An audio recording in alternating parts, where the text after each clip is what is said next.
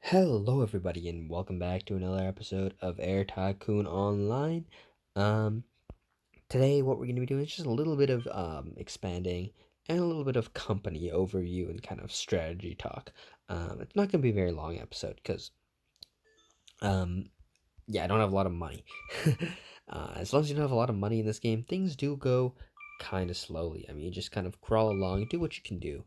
Um, And yeah, one thing I could do is to try and speed up my growth is to focus on making routes which are short haul, get the passenger unlocks, but I'm not really interested in doing that because I think I'd rather just slowly and naturally get the passenger unlocks flying mostly long haul. Um, a couple things aren't too important to me. One of them is maintaining high slot utilization in London Heathrow. It's just not very important to me. Is getting the slots. There's just to be many airports to come, and eventually I'm gonna have most of the routes to London anyway. And there's three airports I think which can build.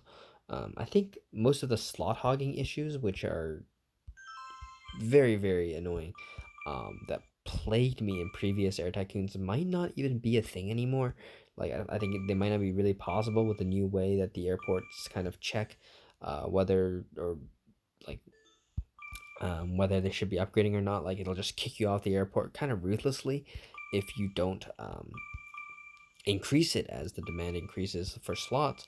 So that's a really good thing. As long as people can't hog slots in major airports, um, it kind of keeps the competition level, even though it's basically a pay to win game. Like you can just buy better aircraft um, with real life money, and that's kind of a unfortunate little thing there. Like you'd think that that would be kind of game breaking, but I think it's one of the funnest things to beat extreme abusers of money in this game. There's not very many funner things to do than beat up a player who paid hundreds of dollars in credits to upgrade his aircraft a little bit, and he just flies them on the most crowded routes and makes no money anyway. Um, I guess it's kind of fun, but at the same time, it'd be really frustrating if I ever played against a good player with tons of credits, but there don't seem to be many of those, thankfully. Um, Another thing that's starting to get a little bit tricky is finding acceptably sized routes to connect to London. Another problem is I'm going to be leveling up soon, and these instant slot requests, which I love so much, are going to be gone. Um, and I'm going to have to wait so long for each slot request, and oh, it's going to be sad. Um, but for now, we can make these instant slot requests, and I love them. They feel so fun to use. Anyways, as you can see here, I'm kind of just scanning around for the biggest cities which are yet to be connected.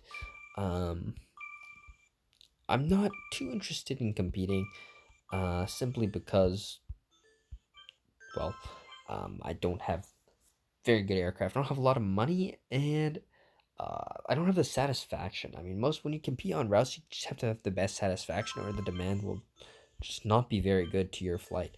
Um, and yeah, I don't really want to do that. Like, I'm not using the worst plane. The DC, it's got pretty good satisfaction. But once I have 747s, oh, you already know I'm coming for you. I love 747s in this game. They get like 130% satisfaction when they're new, or something ridiculous like that. Um, Satisfaction is one of those X factors in this game, which I didn't realize for the longest time was as important as it was.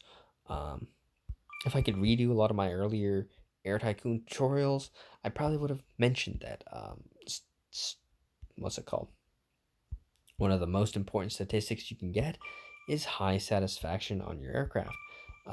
Obviously, I know that now, but I didn't know that then, and my strategies still work. Like, you can still spam Tupolevs and use them to lease DC-8s and 747. That's still a fantastic strategy. In fact, spamming Tupolevs and leasing 747s is the best strategy. Your Tupolevs don't make any money, but they don't lose any money, and your 747s just roll it in. Um, and that's my plan here again, because like this game for the first 20 years or so is completely limited, maybe 15 years more accurately, is completely limited by the amount of money you have. And then after that, it's completely limited by the amount of aircraft you manage to buy, because you are always buying aircraft, but you're making more money than you can spend, because the profit margin is still pretty good, 20% ish. And as the number grows and grows and grows, you eventually reach a point where you can't buy aircraft to use your money. You can't do it.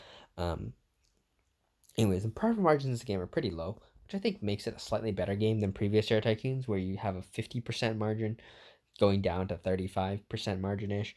If you have a pretty bad airline, 20% margin. In this game, 25% margin is a good airline. One of the reasons for that is because you have to invest heavily in service, and I'm even investing in my home airport of London. Um, I think I should get started soon on a secondary airport, and I want to make it Paris. Paris is the best secondary, which is a nice location in the middle of North America. Um, Whatever. So I think it's time to start investing just a little bit in Paris to kind of get the ball rolling. I can't remember where the investment page is. Uh, haven't played in a while. I think it's here actually. Nope. Here? Nope.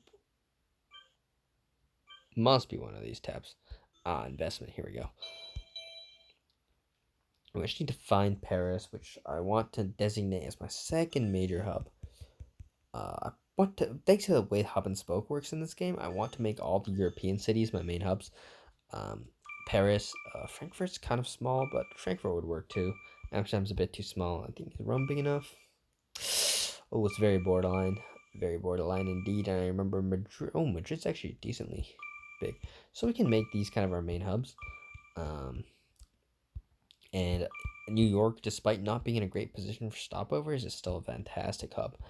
You can just stop over to cities in this belt or area, to cities in Europe. That's how you'd set up to New York, and then the other ones, the non-stopover capable cities. Well, um, yeah, that's.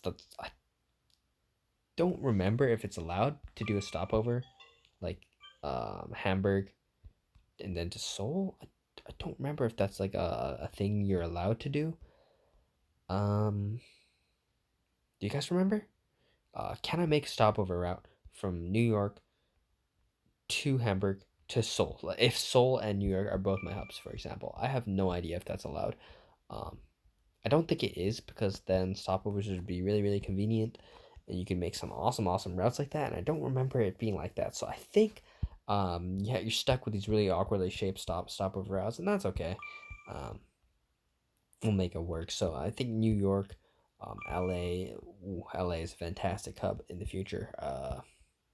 Chicago will be my priorities, but Paris will be the second priority after London. And after I get the European cities out of the way, I'll start to do North America. Anyways, I'm gonna pause this because it's only 7 minutes, and I'll probably resume it. But I got some more money. One thing I think I forgot to show you guys is my routes. As you can see, my routes. Every single one is pegged at 100%. I know that if you charge any more than I'm charging now, it'll unpeg at 100% if you go to downticks, I think. I have no idea if there's enough demand to just be pegged at 100% at all the time. I never played this area with these tiny DC-8 aircraft, but it's pretty good for now. Um, yeah, if I have any goals, basically it's just gonna be to grow gradually. I mean, most of my money right now is still coming from the quest rewards. So if we take a look at the quest rewards, where are they? Oh, is it here? Nope, that's not the quest. Yeah, I'm sorry, guys. I have not played this for a while. Here we go. Um, okay, no more money. I think passenger unlocks is the money. But yeah, I'm gonna be getting these slowly over time because I'm not rushing for passengers. So like 150,000, 250,000. That's gonna take a long, long time for this airline flying all long haul. And then cargo. I mean, I don't think I'll ever even get most of these because I hate cargo. Cargo is just so unprofitable compared to passengers in this game. You need a little bit of a helping hand, a little bit of buff, to be honest, if they ever make a new Air Tycoon. Plus, people seem to love it for some reason, thinking that it's less fluctuating in profit. It's not less fluctuating in profit, it's just not profitable, which is a pretty big distinction. See, 2.1K, 100% load factor on a 707. That's ridiculous. A passenger 707 should be making 3K, if not more. Uh, yeah, if we take a look at my DC8s, passenger DC8s, some of these are leased, by the way, and they're making 3K at least. Some of them are making almost 4K, but 3.5 seems to be about the average. Keep in mind you have to add the two halves up, so 2K plus 1.6 in this case. You see like the average is at least 2.5K or 3.5K, which is just so much higher than those cargo planes. Anyways, I'll pause. Be right back.